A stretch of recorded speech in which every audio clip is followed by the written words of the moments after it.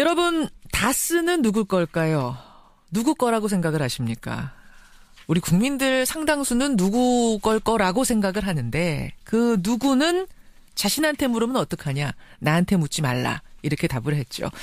자, 그 다스 얘기를 좀 해보겠습니다. 검찰이요, 오늘 다스 비자금 수사 전담팀을 발족한답니다. 전담팀을 꾸린다는 건 어떤 의미일까요? 좀 쉽게 설명해 줄 분. 참여연대 김경률 집행위원장 오늘 만나보겠습니다. 위원장님 안녕하세요. 예, 안녕하십니까. 지난 7일 검찰에다가 누군지는 모르지만 네. 다스의 실소유주인 그분하고 네. 그리고 정호영 전 특검을 고발하셨어요. 예.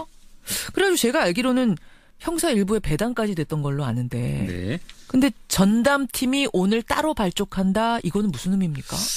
저 개인적으로는 예. 좀 상당히 긍정적인 의미를 부여하고 싶습니다. 그리고 이 사건에 대하여 검찰이 과거의 오명을 씻을 수 있는 유일한 마지막 기회가 아닌가 이렇게 바라보고 있습니다. 전담팀 꾸린다는 게 굉장히 이례적인 건 맞는 네, 거죠. 네, 그렇게. 결국은 수사 의지가 들어있다 이렇게 보면 네, 되는 겁니까? 이렇게 전 판단하고 있습니다.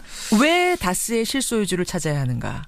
결국 BBK 실소유주랑 다스 실소유주가 같은 인물이라고 보는 거고, 네. BBK는 너무 많은 5,000명 이상의 피해자의 그 피눈물을 양산한 사기 장본인이기 때문이다. 이렇게 정리하면 맞습니다. 되는 건가요? 네, 그렇게 바라보시면 될 것 조금만 같습니다. 쉽게 정리를 해 주시죠.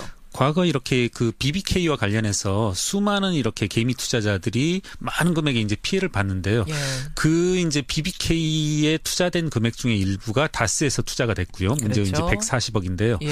140억에 대해서 이제까지 어떤 식으로 설명을 해야 하냐면 여유자금이다 이런 식으로 설명을 해오고 있는데요. 다스의 여유자금. 네네. 다스는 당시 이제 자동차 부품회사 맞는 맞습니다. 거죠. 네, 시트를 제조하는 부품에서 맞는데요. 예. 다스가 그때 당시 BBK에 투자했을 당시 그렇게 여유 있던 상황이 아니었습니다. 감사 보고서로 이제 추론컨대는 예. 줘야 될 돈을 안 주고 만든 돈이었거든요. 물건을 사와서 돈을 줘야 되는데 예, 예. 그럴 돈을 미루면서까지 네네. 다스에 투자를 예, 했다. 그리고 이제 당시 내부자가 증언을 하고 있지만 받아야 될 돈들은 이제 할인을 하면서 어음들은 할인하고 줘야 될 돈은 안 주면서 아주 옹지종지 이제 모은 돈을 이렇게 투자한 것이거든요. 억지로 모은 돈을 투자를 했는데 당시에 또 그 BBK라는 회사가 신생 투자 자문 회사였던 네네네네. 거잖아요. 네. 신생의 그 회사에다가 뭘 믿고 그렇게 돈을 막 어거지로 모아서 140억 원이나 몰아줬느냐. 이것도 그렇죠. 잘 설명이 안 되고. 네네, 맞습니다. 네. 그리고요. 돈을 회수하는 과정에서 청와대에서 대책 회의를 하고 그런 이제 문건들이 계속 이제 양산이 되고 있으니까요. 그렇죠. 이 과정에서 다스의 실소유주, BBK의 실소유주가 누구냐는 이제 명백한 어떤 정황상의 어떤 증거가 나오는 거죠. 예. 그리고 또 그 5,000명 피해자 가운데 돈을 돌려받은 사람이 별로 없는데. 네, 그렇죠. 다스는 다 받아갔죠. 그죠? 그렇죠. 네, 맞습니다. 그것도 예. 참 희한한 거죠. 그렇죠. 예, 예, 예. 여러 가지로 봤을 때 다스와 BBK는 한 몸뚱이, 네. 같은 실소유주일 가능성이 있다. 네, 네, 이렇게 맞습니다. 의심을 우리는 하는 겁니다. 예, 예. 위원장님도 결국은 그 한 몸뚱이 주인이 MB일 거라고 뭐 저는 의심하세요. 개인적으로 확신하고 있습니다. 왜요? 왜 그렇게 확신하게 되셨어요? 이런 식으로 접근해보고 싶습니다. 저는 다스의 실소유주가 법적 외관과 달리 주주명부에 있는 사람은 아니다라고 이제 파악했던 게 예. 역시 이제 모 주간지 기자께서 이렇게 과거 폭로했던 다스에서 청와대에 보고한 문건인데요. 예. 당시 이제 김재정 씨가 돌아가시고 나서 상속세를 계산한 이제 문제의 문건입니다. 일반적이라면 김재정 씨의 상속세액이 이와 같이 485억이 된다. 이 정도로 끝나면 되는데요. 예. 여기 이제 김재정 씨라 하면 천암 말씀하시는 네, 거죠? 맞습니다. MB의 천암. 네, 과거 다스의 대주주로 표기되었던 이상은 김재정 사실은 네. 동업의 형태로 맞습니다. 다스가 만들어진 거죠. 네네네. 장부상은. 네네. 이명박 대통령 이름은 거기에 어디도 전혀 없어요. 없습니다. 1%도 없습니다. 예, 예. 예. 그래서 김재정 씨가 돌아가시고 이제 상속세를 내야 되는데 예. 다스를 제외하고서 상속세를 계산해 보고 있습니다. 전형적으로 회계사들이 이런 계산은 많이 하거든요. 여러분 여기서 잠깐 힌트를 드릴 것은 우리 김경률 위원장은 회계사세요. 직업이. 네네. 예. 참여연대 집행위원장 하고 계시지만 예. 그래서 이런 장부를 이렇게 잘 보시는 거예요. 네. 이게 뭐냐면 예를 들어 이런 겁니다. 예. 제가 어떤 드러내기 힘든 소득이 있을 때 우리 PD님에게 부탁을 하는 거예요. 너가 더 추가적으로 부담하는 세금을 내줄 테니까 내 소득을 너가 좀 받아가다오. 이런 경우거든요. 되게 친해요. 되게 네네네. 친한 사이예요. 예. 그래서 우리 위원장님의 숨겨야 될 재산을 네. 제가 좀 대신 제 재산으로 그렇죠. 넣어주는 대신 네. 거기에 따른 세금은 당연히 위원장님이 내겠다. 맞습니다. 걱정 말고 좀 숨겨다오. 그렇죠. 그래서 우리 PD님이 내야 될 세금이 이렇게 있는데 예. 제가 부탁한 소득을 제외했더니 이만큼 세금이 나오더라. 그리고 나서 여기에 이제 어떤 표현이 나오냐면 예, 그래서 김재정 씨의 세금에 대해서 다스에서 보존해줘야 될 금액 이렇게 해서 나오는 겁니다. 이 장부가 무슨 장부예요? 어디서 이게 나온 지금 장부예요? 다스에서 제작해서 청와대로 보고한 문건이라고 하는데요. 이게 이 상속에 관한 자료는 아무나 쉽게 만들 수 있는 자료는 아닙니다. 그러니까 다스의 일개 격리 직원이 만들 수 있는 건 아니고 김재정 씨의 재산 현황을 속속들이 알고 있는 세무 전문가가 예. 이제 다스의 의뢰에 의해서 만들었겠죠. 예. 실소유주에게 보고될 수밖에 없는 자료인데 예. 이런 것들이 청와대에 보고됐다라면 왜갔겠느냐. 이 회사의 실제 소유주는 청와대에 있었던 사람이다. 이렇게밖에 볼 수 없지 않나 싶습니다. 그게 하나의 이유고요. 네. 또 하나는 MB 아들 이시영 씨가 맞습니다. 다스 직원인데 네. 승승장구하고 있다는 것도 이유로 꼽히더라고요. 예, 그렇습니다. 어느 정도나 승승장구하고 있는데요. 지금 현재 입사한 지 5년밖에 되지 않았는데 예. 중국에 있는 생산기지들 사실 다스에서 중국 현지법인이 그 차지하는 비중은 아주 막대하거든요. 이 4개 현지법인의 대표이사를 맡게 됐습니다. 올해부터. 4개 현지법인에. 네. 네. 아니 능력이 너무 출중해서 그럴 수도 있는 거 아니에요? 이시영 씨가 다스에 입사하고 나서 벌어진 일이라고는 사실은 다스의 해체, 다스의 어떤 중요한 생산 부분들이 다 어디론가 이제 분산되어지는 그런 것밖에 없거든요. 그렇게 본다라면 다스로만 놓고 본다라면 예. 유능한 운영자라고 하긴 힘들죠. 네.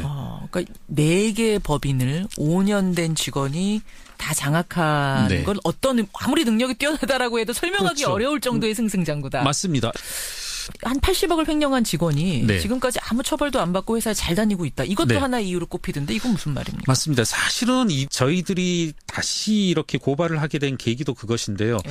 어떤 비자금의 실체 이것들을 이제 저희가 명확하게 이제 증거를 가지고 입수를 했고 그것들이 다스 내부장부와 정확히 일치합니다. 120억을 조성하고 만든 사람이 여직원이고 그 여직원은 하나도 처벌을 받지 않았다. 이건 이제 쉽게 상식적으로 도저히 접근할 수 없는 겁니다. 예. 이게 상당히 치밀하게 만들어진 거거든요. 17명의 43개 계좌로 네.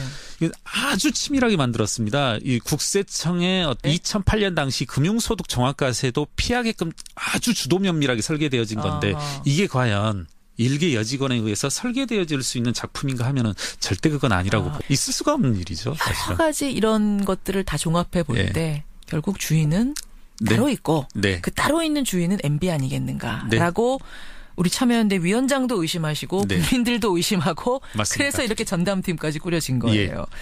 근데 이게 몇 번째 수사죠? 지금 5번째 수사로 5번째. 알고 있습니다. 예. 그럼 그동안에 4번은 왜 아무것도 못 잡은 겁니까? 왜 수사가 실패한 겁니까?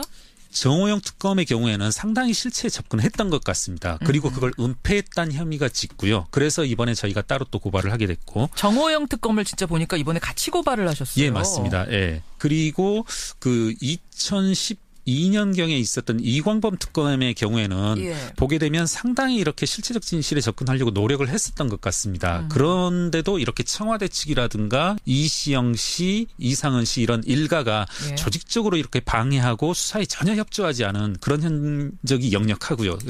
정호영 특검이 그러니까 첫 번째 수사를 한 사람인 거죠? 그렇습니다. 2008년에. 네네. 근데 이명박 대통령이 그러면 당선된 후에 수사가 이루어졌던 거잖아요.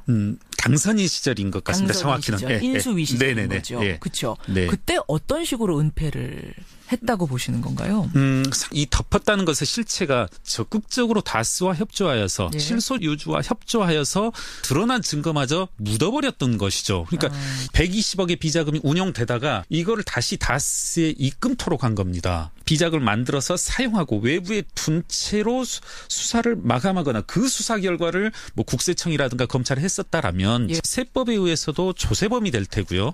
뭐 검찰은 당연히 횡령 이런 은닉죄가 되겠지요. 그렇겠네요. 그런데 이거를 이제 마치 아무 일 없었던 것처럼 복원을 해놓은 거거든요. 그 정호영 특검이 특검 종료된 후에 네, MB가 주인이던 영포빌딩에 입주한 거 이것도 뒤늦게 밝혀졌죠. 그렇죠. 이것도 네. 참 이상한 점 중에 그렇죠. 하나인 거죠. 네네네. 정호영 전 특검도 같이 수사해달라 이번에 같이 고발을 하신 거예요. 네, 네, 저희는 그럴 수밖에 없다고 봅니다. 공소시효는 얼마 남지 않았다면서요? 예, 정호영 특검. 2018년 2월경까지로 알고 있습니다. 그렇군요. 이번엔 될까요? 그러면 이게 제일 중요한 질문인데 이번엔 될 거라고 보십니까? 5번째 수사는? 저는 이제 기대를 걸고 있는 것이 이제까지 이렇게 그 비자금이 어떤 식으로 운영되는지는 최초로 이제 이게 발견된 거거든요. 구체적인 형태로는. 장부. 네네. 검찰의 수사 의지가 있다라고 한다라면 예. 이건 충분히 밝혀낼 수가 있지 않나. 그런 것들을 파보면 결국은 될 거다라는 희망을 하고 계시는 거죠. 예. 예전보다 훨씬 구체적인 어떤 장부도 나왔고 증언도 나오고 정호연 전 있고. 특검이 네. 그렇죠. 감춘 것도 나오고 네. 증언도 나오고 네.